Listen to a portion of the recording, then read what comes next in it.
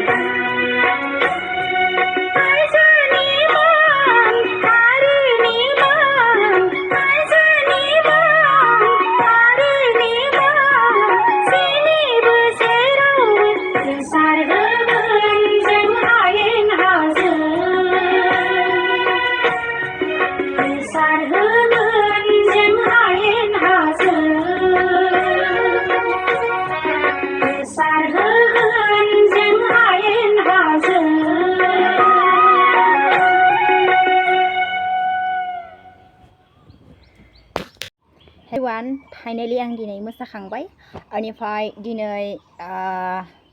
16 April थामहिनबा बैसाग दाननि 2 अक्ट' दिनै जों माने दिनै एकादसि नोंथांमोनाथ' मिथिखायो एकादसि बा जोङो ओरैनो एकादसि होनो ना खिन्थु एकादसि होननानै बुङो जेरावनोखि साइन्टिस्टफोरा बुंदों माने गोबाव सान ओंखाम जानायनि उनाव जोङो सानफा ओंखाम रानजानाया देहानि थाखाय जोबोद मोजां थिग बेफोरबादिनो मा होनदों एकादसियाबो माने मोनफ्रोम दानावनो 15 साननि उन मा होनदों खेबसे जायो थामहिनबा से दानाव 30 दिन बा 31 दिन बेबायदिनो जोंनिया मा होनदों 15 साननि उनाव जायो नालाय दानफ्रोमावबो मा जायो खेबनै एकादसि जायो बे एकादसियाव जोङो माबोरै थायो आं बेखौ माब्लानिफ्राय थानाय आरो आंनि थाजेननाय समाव मा मा जाथाय जादोंमोन बेफोरखौ आं दिनै नोंथांमोनजों शेयार खालामनो सानदों आसा खालामो नोंथांमोना दिनैनि आंनि भ्लगखौ जोबजासिम नायगोन आरो भिडिअखौ मोजां मोनोब्ला लाइक खालामगोन कमेन्ट खालामगोन शेयार खालामगोन लोगोसे चेनेलाव गोदानब्ला चेनेलखौ साबस्क्राइब खालामगोन होननानै आङो मिजिंथियो बिब्दिब्ला आङो उन्दै समनिफ्रायनो जागायलांनोसै जेरावनोखि आङो बेबायदि एकादसि फालिग्रा मानदों न'खराव जोनोम मोननाय सासे हिन्जावसा बेनिखायनो आङो उन्दै समनिफ्रायनो एकादसि थानाय जितु नियम बेफोरखौ आङो मोनबोदों बेनिखायनो आङो मानदों उन्दै समाव आं जेनेबा जेब्लानिसिम आं मोनथियामोन बुजियामोन अब्लासिमनिफ्राय आङो माने एकादसि थायाखैमोन बेनि उनाव जेब्ला आं एसे एसे देरबोनो लाबाय बेफोरबादिनो देरबोनो लानायनि उनाव आङो मानदों एकादसिखौ फालिनो लाबोबाय आरोना ओरैबायदि जायो उन्दै समाव माने एकादसि थागोन आङो बा एकादसि थागोन आङो खिन्थु जोंनि जितु फरायसालि थांनाय बे मानदों लामा खाथि खाथि मा फैयोमोन दालि फैयोमोन दालि खेसारि आरो मा जायोमोन बे दालि खेसारि बारियाव थें थें खालाय रज'योमोन नङा होमब्ला बेफोरबायदिनो थांनोसै फोथार बारि बा लामा बारि खाथि खाथि नालाय ओमफ्राय जोङो स्कुलाव थांनोसै ओमफ्राय स्कुलाव थांब्ला मा जायो बे लामाजोंनो थाङो दालि बारिजोंनो थाङो आरोना जोङो बारस'नानै ओमफ्राय दालि बारिजों थाङो नालाय ओमफ्राय दालि बारि मा थायो थेंख्लें खालाय दालि बेबादिजों थांबाय नालाय जोंनाथ' खुगाया जानो लुगैबाय नङा होमबा जों जे एकादसि थादोंमोन बै सानखौबो जों माने ओरैबायदि बावगारलाङोमोन आरोना उन्दै समाव आङो बेफोरबायदिनो माने गोबां बिदिनो थांनायाव जाबाय जाखांनायनि हे सर आं एकादसि थानाया मा जाखो बेफोरबायदि जायो आरोना जानांगौ एकादसि थाग्रा नोंथांमोनाबो बेफोरबायदि इयुनाव बा सिगाङाव जाफेरखांबाय आंबो बेबायदिनो जाफेरखांबाय ओमफ्राय बेफोरबादिनो आङो देरबोबाय आरोना एसे देरबोबाय ओमफ्राय उनाव आं दायो एकादसि थायो माने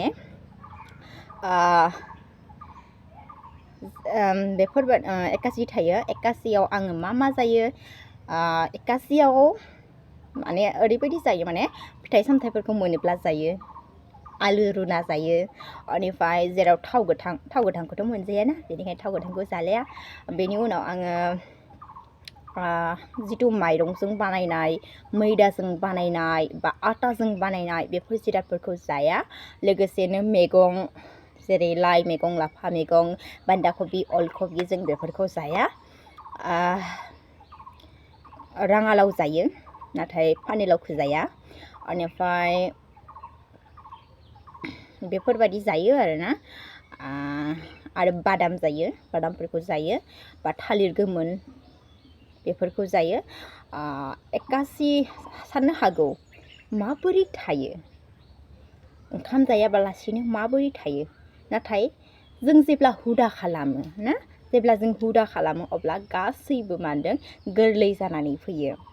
बेखौ नोंथांमोना मिथिखागौ जेरै जों माबा मोनसे आयदाखौ फरायोब्ला फार्स्टआव जों मा मोनो गोरा मोननायनि उनाव जोङो जेब्ला बेखौ फरायबाय थायो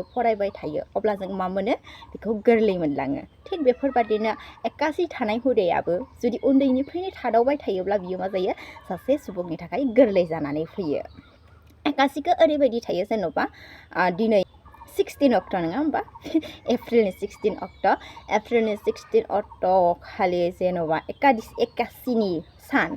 बेनिफ्राय जोङो थांनाय मैया बा 15 एप्रिलनि 12 बाजिनि सिगाङो जाजानांगौ जाबाय 12 बाजिनि उननिफ्राय जोङो जालिया आरो जेरै साहा बेनि उनाव दङ गय बेनि उनाव आटाजों बानायनाय मैदाजों बानायनाय माइरंजों बानायनाय बेफोरखौ जोङो जाया आरोना बेनि उनाव जोङो मा जागोन थालिर आलु बादाम गाइखेर राङालाव लाब्रा बेफोरखौ जोङो जागोन आरोना बेफोरबादिनो जायै जानानै जोङो मा होनदों फुरा माने सानावथ' सानसे थाखाबायानो बेफोरबायदि जानानै आरो हरावबो बेफोरबायदि जानानैनो जोङो थासिगोन अखानायै मा थायो मोनसे पारना खालामनाय बा मा समाव बे एक्कासि फालिनाया जोबगोन मा समाव माने ओंखाम मोनजागोन बा मैदाजों बा आटाजों बानायनाय जिरादफोरखौ मोनजागोन बेखौ जोङो बे जिखिनि माने टाइम लिरनाय थायो बेखिनि टाइमनि समाव जोङो जायो आरोना खिन्थु माने सोरांनाय लोगो लोगोनो दि मोनजागोन बेबो नङा मालाबा समाव मा जायो पुरा माने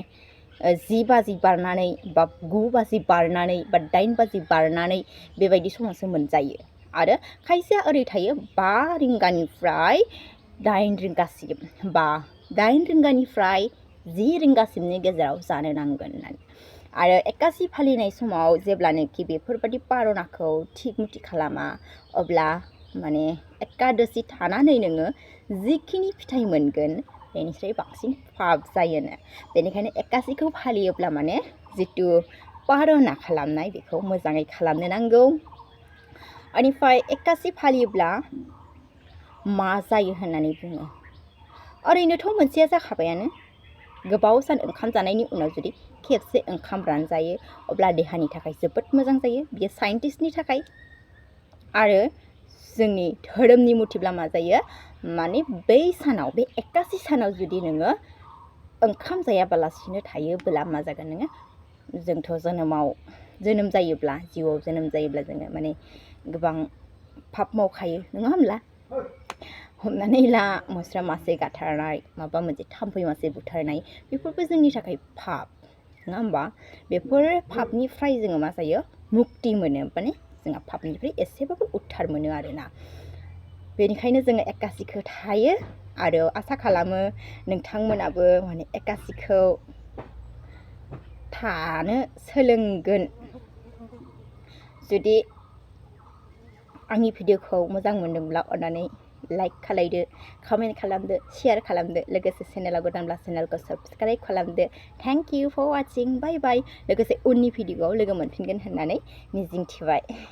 आरो नोंथांमोनखौ आंजों अराय सम थागोन होननानै आङो गोसो गोरबोजों फोथायनाय थाबाय।